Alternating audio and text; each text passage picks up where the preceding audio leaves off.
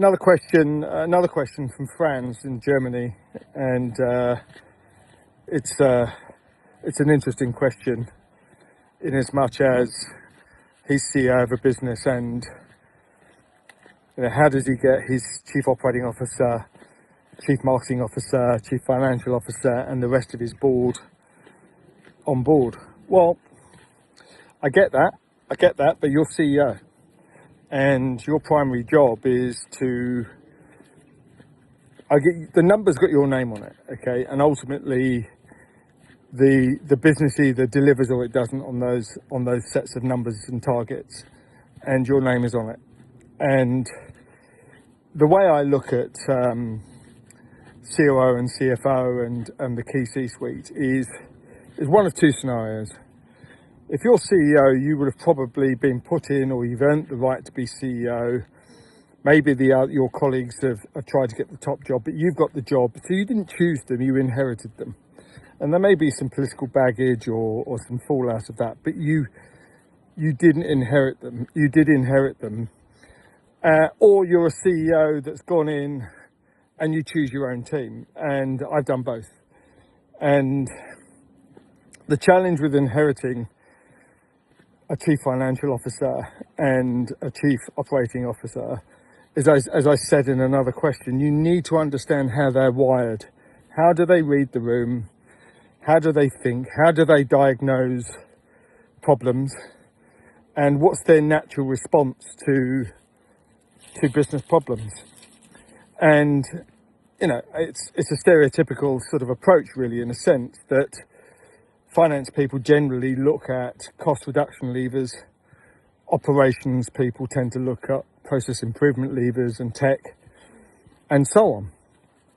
So you need to see how they're wired, because the biggest debate, maybe argument even, that you're going to have with your C-suite is getting them to focus on velocity, getting them to focus on the new measures that you're introducing around measuring velocity and owning the gaps, rather than doing what they've always done. The chief financial officer will manage days sales outstanding. Well, that's not the full picture. The chief financial officer will also report on SG&A as a single bucket. Not good enough. It needs to be broken down and allocated by customer. The chief operating officer will report on digital transformation, the newer applications, the rollout of this, that, and the other. And we'll talk about the benefits while consuming a lot of project cash for technology and licensing. But the measure isn't there. And then marketing will do the same. They'll justify all of the soft metrics around building the brand, public relations, lead generation, and so on. And quite often, the measure isn't there. Quite often, the contribution to things isn't.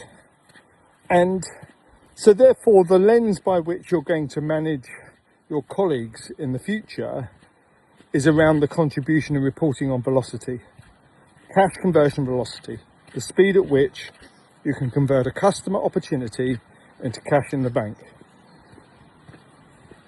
That's how you get people to go with you, because you introduce the measures by which you're now going to report on the activities of the business. Great question.